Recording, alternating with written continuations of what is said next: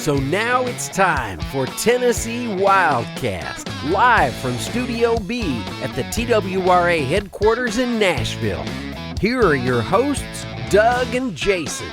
All right. Hello, everybody, and welcome to this edition of Tennessee Wildcast. I'm Jason Harmon, your host, and in studio we have Doug Markham and Miss Pandy English. And we're live on Facebook. There's Pandy right there. All right, Pandy. And there's the whole gang.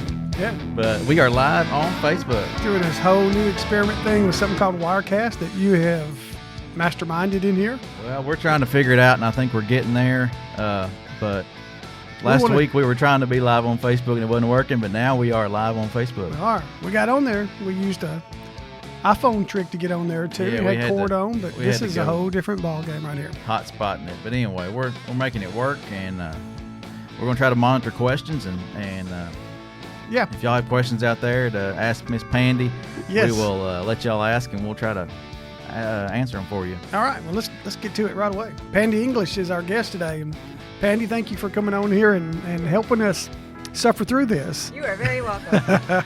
We're going to make it work, and we are doing this, Pandy, because we want folks to be able to be more interactive with us, to ask questions and all that kind of stuff. Sure. And whether they do or they or not, it's up to y'all. You can write them in there. Jason can see them, talk to us. Yep. And if our connections work here, we'll be able to see them. Yep. Everything's got to work. But let's get started. All right. So Pandy is our assistant chief of biodiversity, and that's a big long word that means just about anything you can't hunt or fish for in Tennessee. That's so right. We asked Pandy, because we posted something the other day. Mimi Barnes, our Region 3 information person, put something out there about snakes the other day, and boy, did it get the reaction. It was pretty viral for us on Facebook. Cool. It really got a lot of comments. About half of them, well, maybe a little more than half, were giving good positive thoughts to snakes. The other ones were not. That's right. The other ones thought a good snake was a dead snake.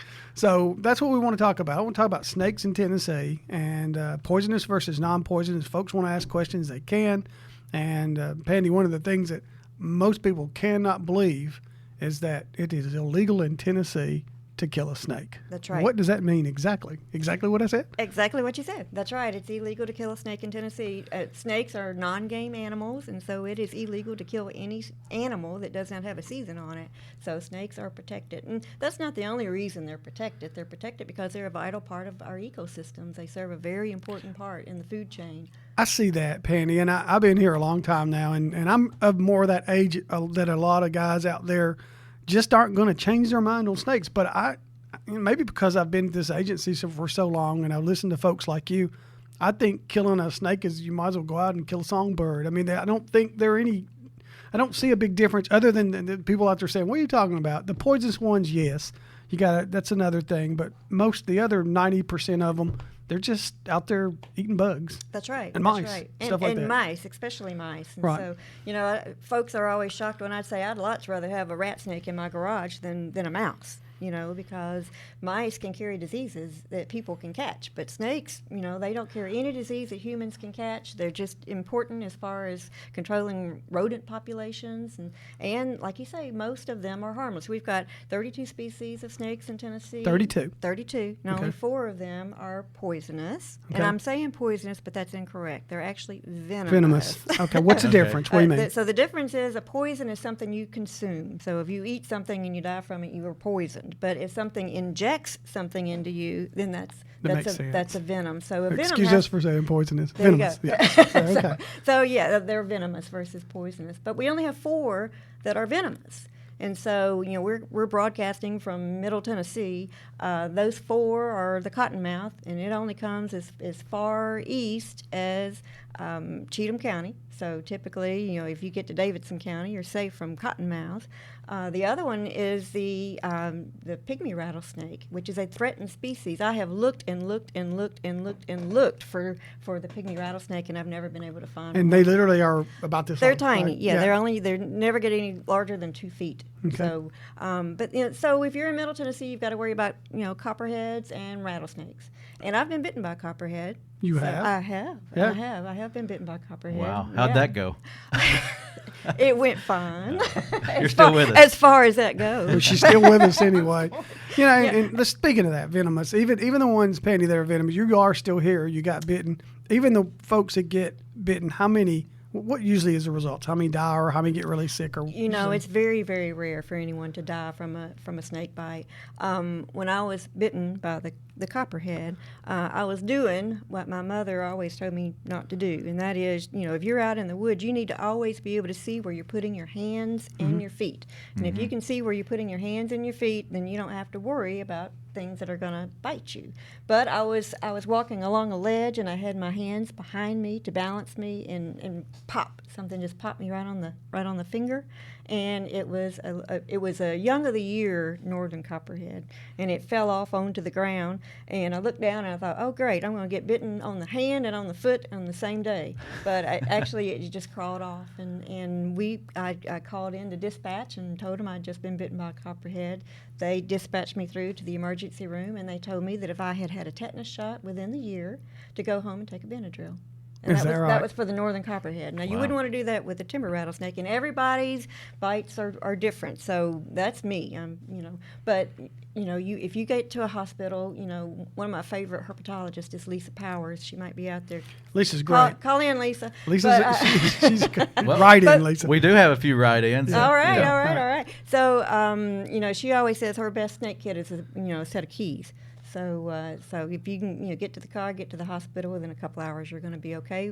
Rattlesnakes, you might have some tissue damage, which is never good, but still, it's very, very rare that you're going to die of a snake bite. And what about the cottonmouth over watermark? Because this is Facebook. It goes all over the world. Mm-hmm. So definitely over in West Tennessee, if you should get bitten by a cottonmouth. It's the same. Just get to the hospital. All of our venomous snakes in Tennessee are pit vipers. They pretty much have the same type of poison, some more than others. But so just get to a hospital and you'll be okay. And we've got some comments. Okay. One guy says kill them all. Now don't do that. That's we'll talk about that. But anyway, we were just talking about you a minute ago. But anyway.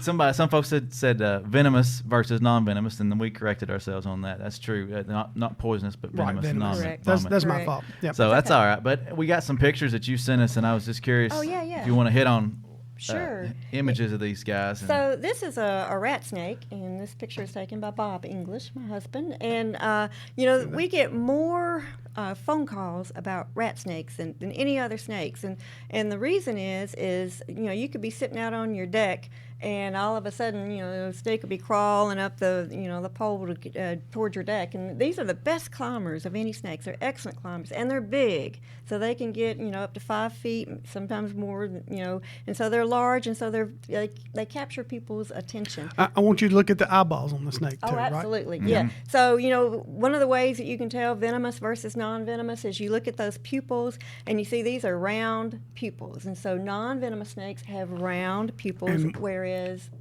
Go ahead. Venomous snakes have vertical or elliptical pupils, cat eyes. That's an adaptation for daylight. So that snakes can't close their eyes. Mm-hmm. So they're like wearing goggles all the time. Their scales protect their eyes, but they can't blink. Okay. So that might be one reason people are afraid of them. They always think they're staring at you. Well, there's a reason. I don't know if it goes back to folklore, TV, or other things, but there's a reason why some people just don't like snakes. And I guess maybe 40 years ago I didn't, but as I said, the last 30 I've been here, and it took the time to learn some about them. Right. And don't fear them all the time. Still give them a lot of distance. And if I'm wading down a creek and there's one swimming through it, I stop. Right. So that's my natural reaction to them. But my other reaction is not to go kill them. And getting back to the law on them, there's, folks may have a rattlesnake in their garage. And I'm not saying wildlife officers we're not going to say wildlife officers are going to arrest you because you're taking care of an issue. Right. I think, though, the big issue there is don't go looking for them. Don't go where they live to try to kill them. Right, absolutely. And it is understandable if you find a rattlesnake on your front porch steps, and you've got children, you've got dogs, so you don't want to endanger your family. So we understand that. But definitely if you're in a park or in a natural area or one of our wildlife management areas, that is their home. And you are visiting them in their natural habitat. And they are just trying to make a living just like we are. So staying alive. So, yeah, please don't kill them out there. And they are harmless, most of them.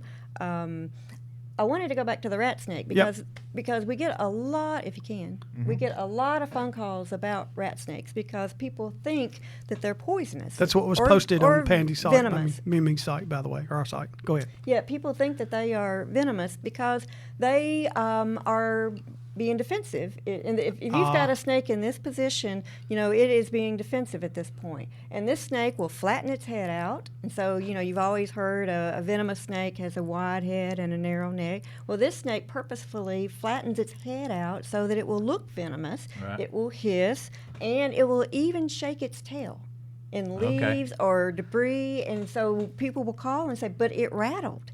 And I'll say, well, did you see a rattle? They'll go, no, but it made a rattling sound. Rattle the leaves. But it's rattling. So these are all defense mechanisms that work on other animals, Right. but they don't work on people. They get them in trouble with They people. gets them in trouble with people. So we get a lot of phone calls about rat snakes. Now, the thing that people don't like about rat snakes is that they do eat eggs. So they are. This is a chicken snake. They'll get your You know, chickens. yeah. Oh, yeah. Or your chicken's eggs. Your chicken's eggs, and maybe baby chickens. But so whenever you've heard somebody say, "Oh, that chicken snake," well, a chicken snake is a gray rat snake, and Okay. so it is this snake, and they will eat eggs. And I mean, I grew up with my dad switching the rat snakes because they ate his chicken eggs. So I know, I've been there, and I don't know how I grew to. I've even been given a program one time, and the lady came up to me and said, "I don't know how your mother let you grow up if you like snakes." That's funny. I said, well, there you go. I don't know how She was either. open-minded on it. Open-minded. There you go. And one thing on the snake, the one that you had up there, the round eyes, I will try to tell folks sometimes that they'll say, I'm not going to get that close. You really can tell eyes Absolutely. from a good You distance. can. You can. And, yeah, you can see this at least 5 feet away, and you can see this. And most of the times I have my binoculars with me, so you can definitely see then. Yeah. Now, the other things with venomous snakes is you might not be able to see that pit, between the nostril and the eye. That would be hard. That would be hard.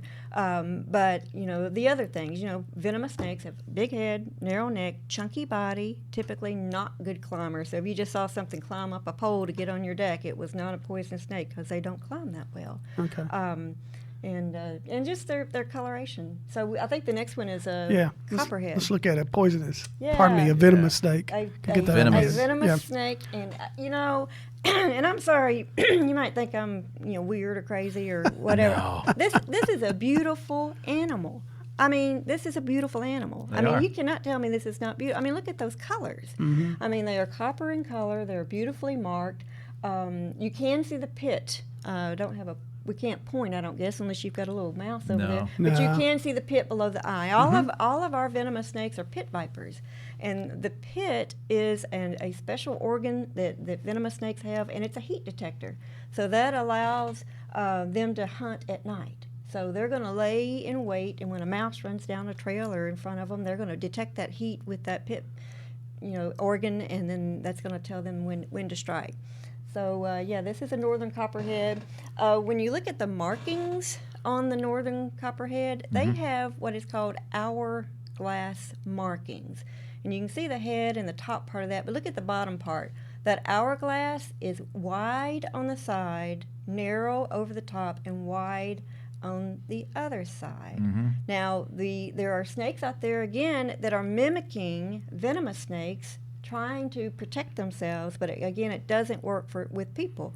The northern water snake, which I think is the next slide that I have, these have, look at that, that's a saddle. Yeah. If you go down to the Oh, 1, yeah. 2, 3rd, 4th one, it's a perfect saddle. It's narrow on the side, wide across the back, and narrow on the other side. That's a saddle marking. And so, you might look at this and go, oh, it's copperhead. And a lot of people think many of our snakes are patterned like copperheads. But this is a non-venomous, harmless snake, lives around the water. Again, to me, a beautiful animal. It's just, striking. That's just a strikingly beautiful animal. And these guys are interesting. One of the things that I can talk about venomous versus non-venomous is folks have called and said, I found some snake eggs in my yard. And I go, oh, wow, did you? That's cool. They go, what? No, I found some snake eggs in my yard. We need to do something about it. And I said, you know what? If you found a snake egg in your yard, in Tennessee, you're 100% sure that was a non-venomous snake, because our venomous snakes are all live bearers. They give birth to their young alive. Oh, okay, that's cool. Something I didn't know. Yeah. So if you find snake eggs, here we go. We're getting used to There you go, right there's good. We're getting used to there you this. So if you find a snake egg in your yard, this is a rat snake egg found in my compost bin. It's non-venomous. It's non-venomous. That's cool. Yeah, that is cool. So our northern water. That's a great tip too. It is. Yep. So our northern water snakes like this, they are live bearers. Garter snakes are live bearers. Our venomous snakes bear their young alive too. So they are oviparous. So they have their eggs inside of their body, and then the eggs break, and then they give live birth. But the garter snake is viviparous because it actually has a placenta. So it's our most, advanced snake as far as. Wow, did not know that. Absolutely. And probably one of the more commonly seen snakes. One of the most interesting and most commonly, found snake, garter snakes. A lot of people call them garter snakes because, they're in the garden, they're eating lots of insects. So very good to have around. Okay, all right. What are the other more commonly seen? I live in Creve Hall in Nashville, Tennessee, suburban area, and I see 2 or 3 of the same snakes all the time, the same patterns. What are they usually? Well, usually they're going to be a rat snake, okay. And the garter snake, and along the creek, snakes. yeah, a lot of garter snakes, and along the creeks you're gonna have the northern water snakes. If your kids are out in the yard and they're turning over rocks, they might come up with a little ringneck snake. So those are very common.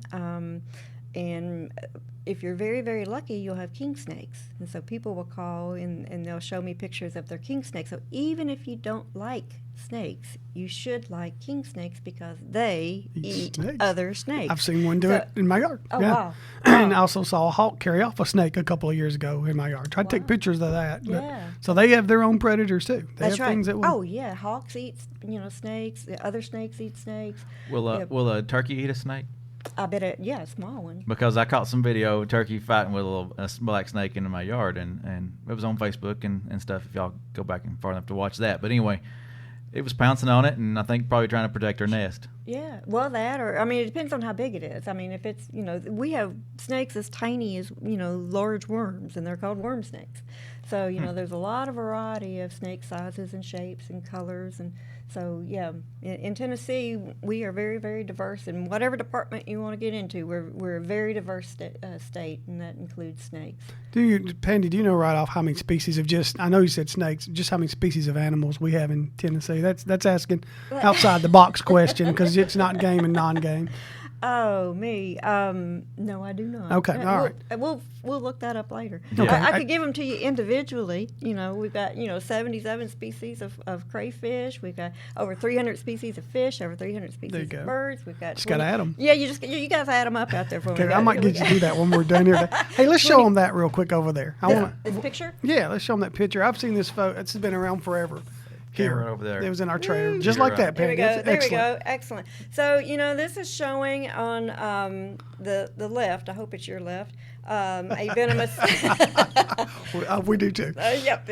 Anyway, the one with fangs is a venomous snake, and the one that does not have fangs and just has teeth, that's a non-venomous snake. And so, snakes have a delivery system for their venom, and that is they have fangs. And if you ever get bitten by a snake and you look down and you see 2 puncture wounds in your hand or wherever you got bitten, then that was a venomous snake that just bit you. If you look down and you were bitten and you've got a horseshoe pattern of teeth on the wound, then that was a non-venomous snake. That's a great tip too. Yeah, and I've been bitten once by a venomous snake, and that wasn't very exciting. But I've been bitten numerous, dozens of times by non-venomous snakes. I've been bitten by a black snake. Mm-hmm. Yeah. So it just was a prick. And people will say, well, wow, what was that like? And I say, well, have you ever stuck your hand in a blackberry patch and pulled it back?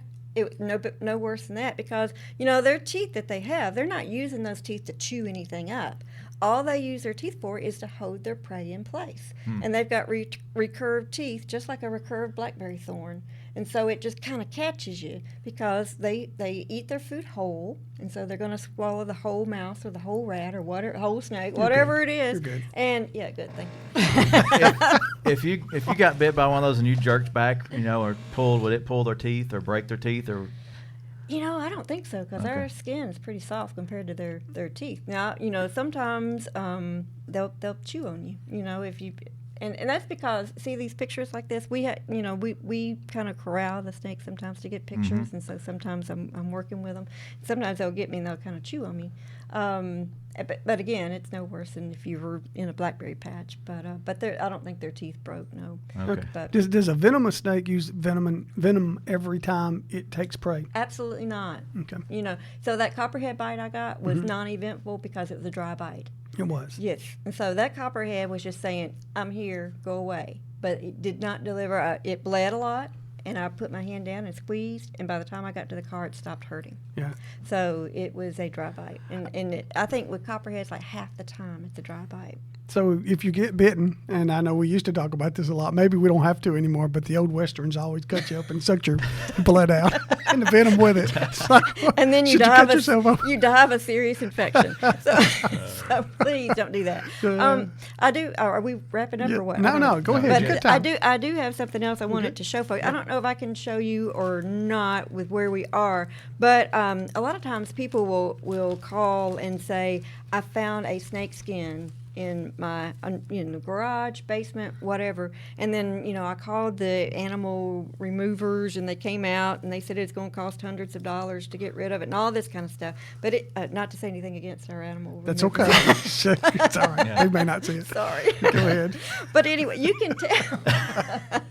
Anyway, you can tell whether a snake is venomous or not by its skin.